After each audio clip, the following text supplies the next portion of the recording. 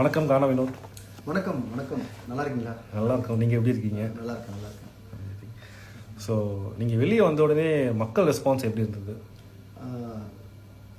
எங்கள் அம்மா உயிரோடு இருந்து என்னை பக்கத்தில் இருந்து வாழ்த்திருந்தா எப்படி இருந்திருக்குமோ அது மாதிரி இந்த அத்தனை பெண்மணிகளும் அவ்வளோ பேரும் என்னுடைய குடும்பத்தில் இருக்கிறவங்க வாழ்த்தின மாதிரி எனக்கு ஒரு சந்தோஷம் இருந்தது. எங்கள் அம்மாவை என் கூட இருந்த மாதிரி மக்கள் என் கூட இருந்த மாதிரி இருக்குது. ஸோ நீங்கள் வெளியே வந்த உடனே நீங்கள் ஃபஸ்ட்டு பண்ண விஷயம்னா என்ன விஷயம்? நான் ஃபஸ்ட்டு பண்ண விஷயம் வந்து வெளியே வந்தோடனே என் ஒய்ஃப் வந்து கஷ்டப்படுவாளா அப்படின்னு பார்த்தேன். அவங்க வந்து சந்தோஷமாக இருக்கிறத பார்த்து நான் வந்து எனக்காக அவங்க வந்து ஒரு சின்ன கேக் வெட்டி, நீ எதுக்கும் கவலைப்படாத, நீ கரெக்டாக தான் பண்ணியிருக்க அப்படின்ட்டு எனக்கு ஒரு ஆறுதலாக அவங்க ஒரு இது கூட இருந்தாங்க. அதுவே எனக்கு பெரிய சந்தோஷமாக இருந்தது. அதுக்கப்புறம் எங்கள் அம்மாவுடைய படத்தை பார்த்து அவங்ககிட்ட ஆசீர்வாதம் வாங்கினேன். சூப்பருங்க. இன்னொருத்தங்க என்ன கேட்டிருக்காங்கன்னா, உண்மையாக சொல்லுங்கள், அரோரா தானே பணப்பேட்டி எடுக்க சொன்னாங்க? சாச்சா உண்மையிலே அப்படி இல்லைங்க. நான் பல இடத்துல பதிவு பண்ணிகிட்ருக்கேன். அவங்க வந்து அந்த இடத்துல டைம் பாஸுக்கு உட்காந்து நான் கேட்டிருக்கணும். அவங்க சொன்னதை கூட என் மைண்டில் அதெல்லாம் இல்லை. எனக்கு இது போதும்னு தோணுச்சுங்க. நான் வந்து என் குடும்பத்துக்கு அது வேணும். அதுவே பெரிய காசு தாங்க நம்மளுக்கு. இதுக்கப்புறம் நீங்கள் அவங்களுடைய ஆதரவில் நான் இதுக்கப்புறம் நிறைய ஏதோ பாட்டு பாடியோ என் குடும்பத்துக்காக நான் ஏதோ சம்பாதிக்க போகிறேன். அதுவே எனக்கு போதுங்க. அதனால் வந்து யார் சொல்லியும் எடுக்கல. நானே என்னுடைய குடும்பத்திற்காக இவ்வளோ நாள் நம்ம அந்த வீட்டில் இருந்தோம், அந்த காசு வரும். அதுக்கப்புறம் இந்த காசு இருக்குது, இது ரெண்டுமே சேர்த்தாலே கொஞ்சம் வருது நம்மளுக்கு. நம்மளுடைய நம்ம பற்ற இதுக்கு இது போதுமே அப்படின்ட்டு தான் நான் எடுத்தேனே தவிர இதனால யாருக்குமே நான் யாருமே பழி போட விரும்பல. ஸோ பணப்பேட்டி எடுத்துகிட்டு வெளியில் வந்ததுக்கப்புறம் தெரியாமல் எடுத்துட்டோமே அப்படின்ட்டு ஏதாச்சும் யோசிச்சிங்களா? 1% கூட யோசிக்கல. கொஞ்சம் ஒரு இது கூட சத்தியமாக யோசிக்கல. ஏன்னா அதை யோசிக்க வைக்காத அளவுக்கு எனக்கு மக்கள் அவ்வளோ பாசத்தை காட்டி ஒரு அவங்க எனக்காக அழுதுருக்காங்க, எனக்காக அவ்வளோ பேர் வீடியோ போட்டிருக்காங்க, எனக்காக அவ்வளோ பேர் பேசியிருக்காங்க. இதை பார்க்கும்போது 1000 டைட்டில் வின் பண்ண மாதிரி ஒரு சந்தோஷம் கிடைச்சிது எனக்கு. இதுதாங்க, இது போதுங்க எனக்கு. நான் ஒரு கலைஞனுக்கு என்ன தேவை? மக்கள்கிட்ட போய் பரிச்சயம் ஆகணும், மக்கள் மனசில் போய் இவன் ஒருத்தர் இருக்கிறான்ட்டு தெரியணும். எவ்வளோ பெரிய கோட்டீஸ்வரனாக இருப்பாங்க, ஆனால் அவங்க வந்து வெளியே ஒரு பெரிய அவங்கள வந்து வெளியே யாருக்குன்னு பக்கத்து ஏரியாவில் கூட தெரியாது. ஆனால் நம்ம சாதாரண ஒரு ஊரில் பிறந்தாலும், சாதாரண குடும்பத்தில் பிறந்தாலும், இன்றைக்கி உலகம் ஃபுல்லாக இருக்கிற தமிழ் மக்களுக்கு நம்ம பேர் தெரியுது. அதுவே நம்ம சம்பாரித்த பெரிய சொத்து, அதுவே பெரிய டைட்டிலாக நான் நினைக்கிறேன். அப்படி தான் நான் மனசில் இருக்கேன். பார்வை பற்றி சொல்லுங்கள். பார்வை வந்து ரொம்ப ரொம்ப ஒரு நல்ல ஒரு உங்களுக்கு பார்வை பற்றி ஆல்ரெடி மீடியாவில் இருக்கிறவங்க நல்ல ஒரு ஜாலி டைப்பு, கள்ளங்கப்படலாத பேசுகிறவங்க, இன்டெலிஜென்ட்டாக யோசிக்கிறவங்க. ஒரு சின்ன ஒரு விஷயத்தை கொடுத்து இதை பற்றி பேசுனா அவ்வளோ நேரம் பேசக்கூடிய ஒரு பெண்மணி, ஒரு நல்ல தைரியமாக பேசுகிற ஒரு பெண்மணி. அந்த வீட்டில் வந்து அங்கே நடக்கிற கேமுக்காக சில விஷயங்கள், பிரச்சனைகள் உள்ளே போய் நடந்திருக்கலாம். அதை நான் தவறாக பேசியிருக்கலாம், அவங்களுக்கு அது ஹர்ட் ஆகிருக்கலாம், எனக்கும் அவங்க பண்ணுறது ஹர்ட் ஆகிருக்கலாம். அது ஆக்சுவலாக ஒரு கேம். அந்த இடத்துல சில விஷயங்கள் நடக்கத்தான் செய்யும். வெளியே வந்த பிறகு நாங்கள் ஜாலியாக ஒன்றா பேசணும், அது ஒன்றும் ப்ராப்ளம் இல்லை. வாட்டர்மெலன் ஸ்டார் திவாகர் பற்றி சொல்லுங்கள். அவர் வந்து அவர் ஒரு நல்ல ஒரு டாக்டர், ஃபிசியோதெரப்பி டாக்டர். ஆக்டர்னா ஒத்துக்க மாட்டேன், டாக்டர். ஓகே, நல்லா இப்போ பதிவு பண்ணுறேன், சும்மா ஜாலிக்கு சொன்னேன். அவரும் வந்து ஒரு நல்ல ஜாலியான ஒரு கேரக்டர். நம்மக்கிட்ட ஒரு சக கண்டஸ்டண்ட்டாக உள்ளே வந்தார். 2 பேர் சேர்ந்து ஏதோ மக்களை கொஞ்சம் மகிழ்விச்சோம். அதுக்கப்புறம் அவர் எனக்கு ஒத்துழைச்சிருந்தா இன்னும் நம்ம நிறைய மக்களை சந்தோஷப்படுத்திருக்கலாம். இன்னொரு விஷயம் என்னென்னா, அந்த இடத்துல திவாகர் மட்டும் தான் இருந்தால் பண்ணியிருப்போமோ காமெடி அப்படிலாம் இல்லை. நம்ம எங்கே இருப்போம், எங்கள் ஏரியாவில் பிறந்த வரைக்கும் நம்ம சுற்றி இருக்கிற பசங்க எல்லாமே என்ஜாய் பண்ணுவோம், ஜாலியாக இருப்போம். அது மாதிரி வந்து அங்கே திவாகர் சார் இல்லைனாலும் அந்த இடத்துல நான் என்னால் முடிஞ்சது என்ன காமெடி பண்ணணுமோ அங்கே வேற யாருன்னா வச்சியோ இல்லை பண்ணியோ நம்ம அதை பண்ணியிருப்போம். அது மாதிரி வந்து அவர் இருந்தது ஒரு கண்டஸ்டண்ட்டாக இருந்தது, சக கண்டஸ்டண்ட்டாக தான் நம்ம அவரை பார்க்க முடியும். உங்களுக்கு பிடிச்ச டாஸ்க்னா எந்த டாஸ்க் சொல்வீங்க?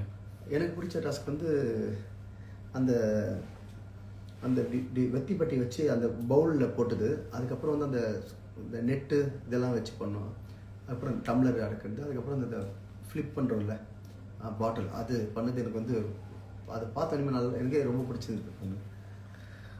பிக் பாஸ் வீட்டில் உங்களுக்கு மறக்க முடியாத ஒரு மெமரிஸ்னால் எது சொல்வீங்க? மறக்க வேண்டிய ஒரு மெமரினா எது சொல்வீங்க?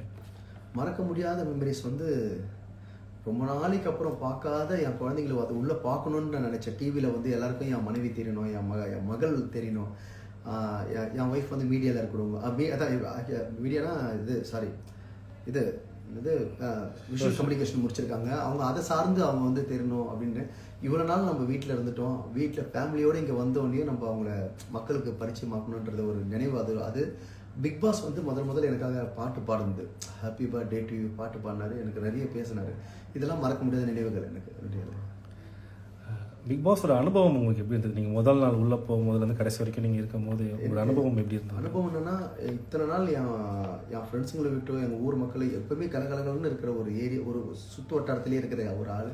அதுக்கப்புறம் ஆஃப்டர் கல்யாணம் ஆகிட்ட பிறகு வந்து என் ஒய்ஃப் கூட இருந்திருப்பேன், என் குழந்தைங்க கூட இப்படி இருந்துட்டு உள்ளே போகும்போது டோட்டலாக வேற ஒரு விஷயமா மாறிச்சு.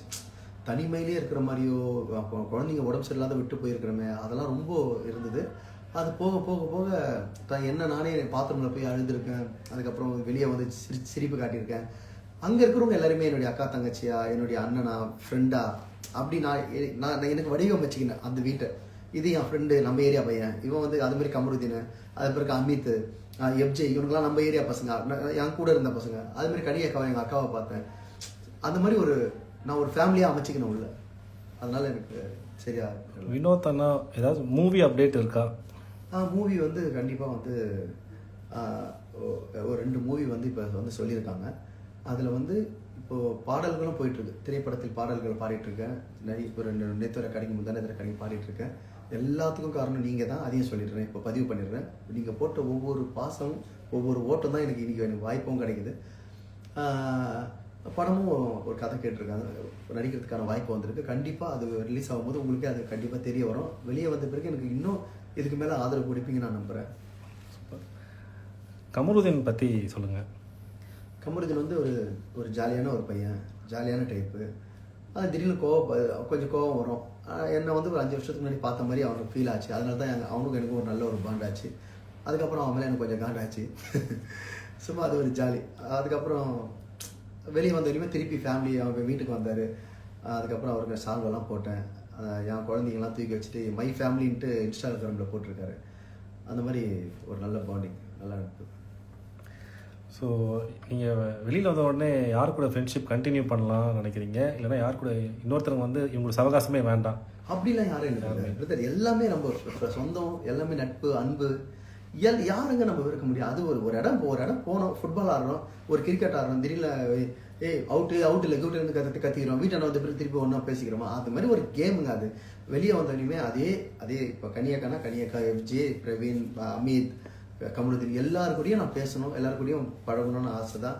அவங்க எனக்கு அப்படி இருக்குது. ஆமாம், அவங்களுக்கு எப்படி இருக்குன்னு தெரியல. சாண்டி மாஸ்டர் என்ன சொன்னார் அப்படின்னு கேட்டிருக்காங்க.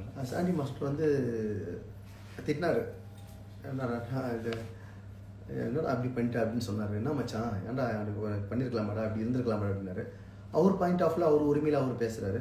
என்னுடைய பாயிண்ட் ஆஃப்ல எனக்கு என்னுடைய ஃபேமிலிக்கு என்னவோ நம்ம அதை பார்த்து யோசித்து பண்ணிட்டோம். ஸோ உங்களோட அடுத்த பிளான் என்ன? என்னுடைய அடுத்த பிளான் வந்து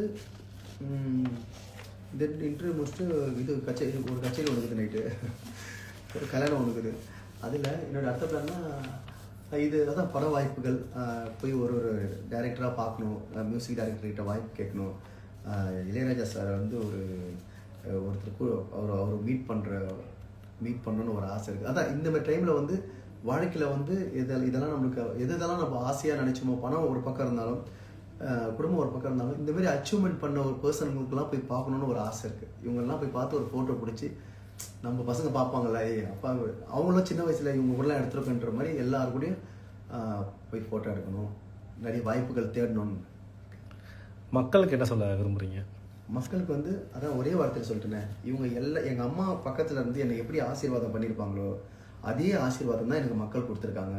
அவங்க எல்லாரையும் எங்கள் அம்மா மாதிரி நினைக்கிற மாதிரி அது ஜென்ஸாக இருக்கட்டும், லேடிஸாக இருக்கட்டும். ஆனால் அவங்களாம் குணத்தாலேயோ கருணையாலேயோ எங்கள் அம்மாவை நான் அவங்கள பார்க்குறேன். சப்போர்ட் பண்ண அத்தனை பேருக்கும் என் குடும்பத்தின் சார்பாக, என்னுடைய சார்பாக ஒரு கண்ணீர் துளி விட்டுருக்கீங்க. அந்த ஒரு துளிக்கு நான் உண்மையாக இருப்பேன்றதை வந்து அவங்களுக்கு நான் சொல்லியிருக்கிறேன். எங்கள் அம்மா இருந்து எனக்கு எவ்வளோ எனக்கு ஆதரவு கொடுத்துருப்பாங்களோ அதை வந்து நீங்கள் கொடுத்துருக்கீங்க. உங்களுக்கு கோடான கோடி நன்றி. நன்றி. தேங்க்யூ.